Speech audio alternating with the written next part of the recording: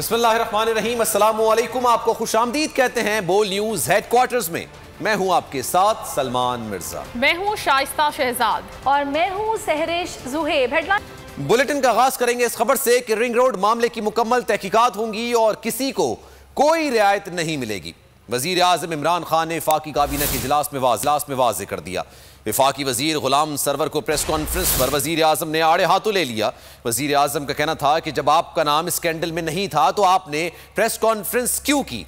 गुलाम server ने वजाहत देते हुए कहा, पंजाब हुकूमत की तहकीकात और TORs मेरे खिलाफ थे, मीडिया पर भी मेरा नाम आ रहा था।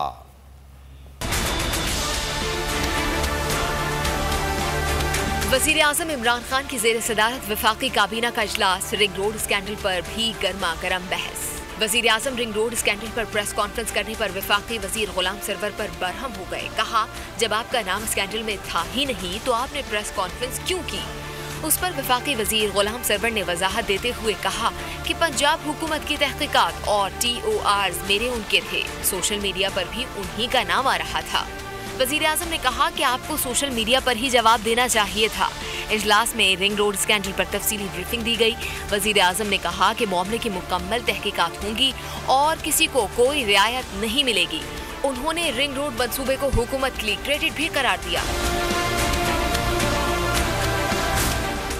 रिंग रोड मंसूबे से जुल्फी बुखारी के ननियाल को फायदा पहुंचता है, ताहम जुल्फी बुखारी का इससे कोई ताल्लुक नहीं।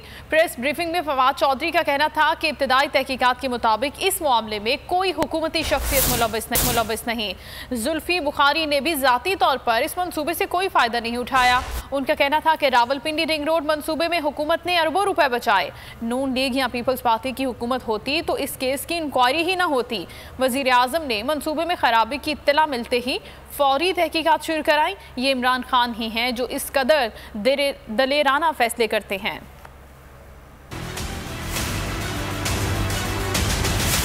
रिंग रोड का जो मामला है उसमें थोड़ी सी मैं आपको तफसील ये बता दूं, अरबों रुपया खाया नहीं गया, अरबों रुपया खाने से बचाया गया इस स्कैंडल के नतीजे में। तमाम लोग चाहे जितने भी ताकतवर हों, उन्हें कानून के सामने आना है, कानून के बराबर होना है। वजीर आजम साहब को एक एनोनिमस मैसेज आया और उन्होंने वज़ीर आज़म साहब को ये लिखा कि इस प्रोजेक्ट की जो अलाइनमेंट है उसको तब्दील किया गया है। वज़ीर आज़म साहब ने इसके ऊपर एक इब्तदाई तहकीकात का कहा। इमरान खान ही वो वज़ीर आज़म हैं जिनमें ये जुर्रत है कि वो हमारे ऐसे मामलात के ऊपर भी वो बड़े दिलेराना इक़दाम लेते हैं जो अमूमी हुकूमतें नहीं करती। पीपल्स पार्टी और नून लीग की अगर हुकूमत होती तो मीडिया चीख चीख के गले बैठ जाते, पर सवाल नहीं पैदा होता कि उसका कोई तहकीकात हो जाती, किसी के खिलाफ कोई एक्शन हो जाता। ना तो जुल्फी बुखारी साहब का इस रिपोर्ट में कोई तज़किरा है, ना ही गुलाम सरवर खान साहब का कोई तज़किरा है। जुल्फी बुखारी साहब ने एक हाई मॉरल ग्राउंड लिया और उन्होंने खुद को उससे अलहदा किया। हमारे कोई मशीद या वजीर इसमें शामिल नहीं है।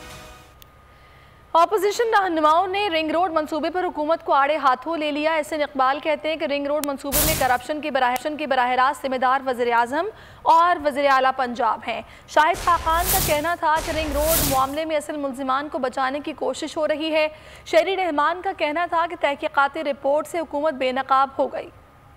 रिंग रोड स्कैंडल पर ऑपोजिशन ने हुकूमत को निशाने पर ले लिया। प्रेस कॉन्फ्रेंस में एहसन इकबाल का कहना था कि रिंग रोड मंसूबे में करप्शन के बराह रास्त जिम्मेदार वजीर आजम और वजीर आला पंजाब हैं। वजीर आजम ने साथियों के रिहायशी मंसूबों को फायदा पहुँचाने के लिए खजाने पर 60 अरब का बोझ डाला। इमरान खान और उस्मान बुजदार रावलपिंडी रिंग रोड मंसूबे के मुजरिम हैं, जिनकी सरपरस्ती में ये सारी करप्शन का बाजार गर्म किया गया है। शाहिद खाकान का कहना था कि रिंग रोड मामले में असल मुल्जिमान को बचाने की कोशिश हो रही है, हुकूमत को जवाब देना होगा। रिंग रोड का केस आ गया, सैकड़ों अरब की करप्शन है, कोई आदमी गिरफ्तार नहीं हुआ आज तक। कल एक स्पेशल असिस्टेंट ने इस्तीफा दे दिया। स्पेशल असिस्टेंट का कोई ताल्लुक भी हुकूमत के महकमे के साथ नहीं हो सकता। रिंग रोड मामले पर शेर रहमान ने भी ट्वीट दाग दिया। कहा, तहकीकाती रिपोर्ट में हुकूमत बेनकाब हो गई, हुकूमत के चंद लोगों को फायदा पहुंचाने के लिए मंसूबे में तब्दीली की गई। रावलपिंडी रिंग रोड स्कैंडल के मुल्जिमान एक के बाद एक गिरफ्त में आने लगे। DG Rawalpindi development authority Abdul Sattar को भी ओहदे से हटा दिया गया। कमिश्नर रावलपिंडी और दीगर अफसरान को पहले ही ओहदों से हटाया जा चुका है। मामले से नाम जोड़े जाने पर मावन खुसूसी जुल्फी बुखारी भी अपने ओहदे से मुस्ताफी हो चुके।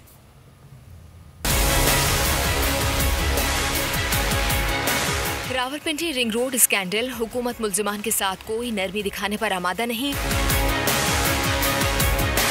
DG Rawalpindi development authority Abdul Sattar को ओहदे से हटा दिया गया। एडमिनिस्ट्रेशन में रिपोर्ट करने की हिदायत कर दी गई। इस केस में कमिश्नर रावलपिंडी, डिप्टी कमिश्नर और मुतादिद आला अफसरान को पहले ही तादीबी कार्रवाइयों का सामना है। गुज़िश्ता रोज मुआविन खुसूसी जुल्फी बुखारी ने भी नाम आने पर ओहदे से इस्तीफा दे दिया। वफाकी वजीर गुलाम सरवर ने भी स्कैंडल में किसी भी तरह मुलविस होने की सख्ती से तरदीद कर दी। रिंग रोड के बारे में यकीनन आप भी बहुत कुछ जानते होंगे। स्टार्टिंग पॉइंट से एंड पॉइंट तक मेरी या मेरे भाई, मेरे बेटे, मेरे भतीजे, मेरे खानदान, मेरे कौम की किसी एक फर्द की 1 इंच एक मरला साबित हो जाए ता याद सियासत पूरा खानदान छोड़ देगा। गुज़िश्ता रोज चेयरमैन नैब ने भी मामले का नोटिस लेते हुए तहकीकात की मंजूरी दी। ईद की डेडलाइन गुजरने के बाद जहांगीर तरीन फिर मुतहरिक हो गए। लाहौर में एक और पावर शो। इशाई में मुतादिद अरकान कौमी और सूबाई असम्बली पहुंच गए। MNA राजा रियाज, सूबाई वजीर नुमान लंगड़ियाल, असलम भरवाना तरीन भी हाउस में मौजूद हैं। ज़राए का कहना है कि इस इजलास में तहरीक इंसाफ के नए अरकान भी शरीक होंगे। ओन चौधरी, अमीर चौधरी, MPA नज़ीर चौहान भी इस इजलास में शिरकत के लिए तरीन हाउस पहुँच गए हैं। मजीद हम बात करेंगे बोल न्यूज़ के नुमाइंदा जाबिर वकास से। जी जाबिर, बताइएगा इस इजलास का अहवाल। जी बिल्कुल, जहांगीर तरीन के जो जानिब से जो इशाया दिया गया है उसमें शिरकत के लिए जो तहरीक इंसाफ के दीगर रहनुमा है उनकी आमद का सिलसिला जो है वो जारी है। और इस वक्त तक जो है वो जहांगीर तरीन के कुछ लम्हे पहले अपने साहबजादे अली तरीन अभी पहुँचे हैं, जबकि 6 से 7 अरकान जो है वो अभी पहुँच चुके हैं, जिनमें ओन चौधरी, अमीन चौधरी, MPA नज़ीर चौहान जो है वो शामिल हुए हैं, जो कि लाहौर के ही तस्वुर किए जाते हैं। जबकि सूबाई वजीर नुमान लंगड़ियाल और असलम भरवाना भी पहुँच चुके हैं। जबकि जो यहाँ पर मेहमान आए हैं उनके लिए जो खुसूसी तौर पर डिशेस तैयार की गई हैं, उसमें पाकिस्तानी, चाइनीज़ और सी फूड की जो डिशेस हैं वो ख़ास तौर पर तैयार की गई हैं। पालक गोश्त, पास्ता, नूडल्स और बारबेक्यू और बीफ कबाब जो है इसमें शामिल किया गया है। जबकि मीठे में गर्मा गर्म जलेबियाँ भी तैयार की जा रही हैं। और इस वक्त दीगर जो अरकान हैं उनकी वो आमद का इंतज़ार किया जा रहा है। और इस हवाले से ताहम मीडिया से कोई इस तरह की कोई बात अभी तक शेयर नहीं की गई कि कितने लोग जो है वो यहाँ पर पहुँचेंगे। ठीक है, बहुत शुक्रिया आपका जाबिर वकास तमाम तफसीलात के लिए। नवाज शरीफ की शेखुपुरा की जब्तशुदा जायदाद 20 मई को नीलाम की जाएगी। डिप्टी कमिश्नर शेखुपुरा ने नीलामी की मंजूरी दे दी। नवाज शरीफ की जायदाद के नए दावेदार भी सामने आ गए। इस्लामाबाद हाई कोर्ट में नीलामी रुकवाने के लिए दरखास्तें भी दायर हो गई। समाअत कल होगी।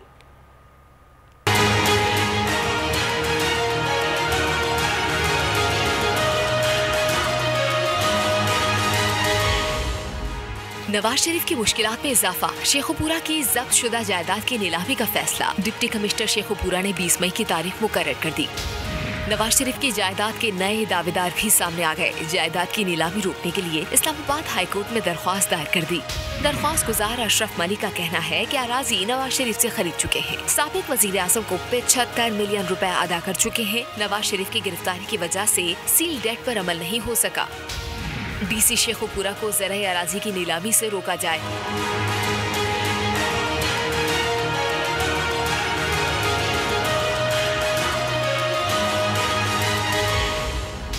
नवाज शरीफ के लाहौर में फूलों की बागात की नीलामी का फैसला भी अदालत में चैलेंज। दरख्वास्त गुजार असलम अजीज का मौक़िफ़ है कि डिप्टी कमिश्नर लाहौर 105 एकड़ अराजी नीलामी के लिए कब्जे में ले रहे हैं।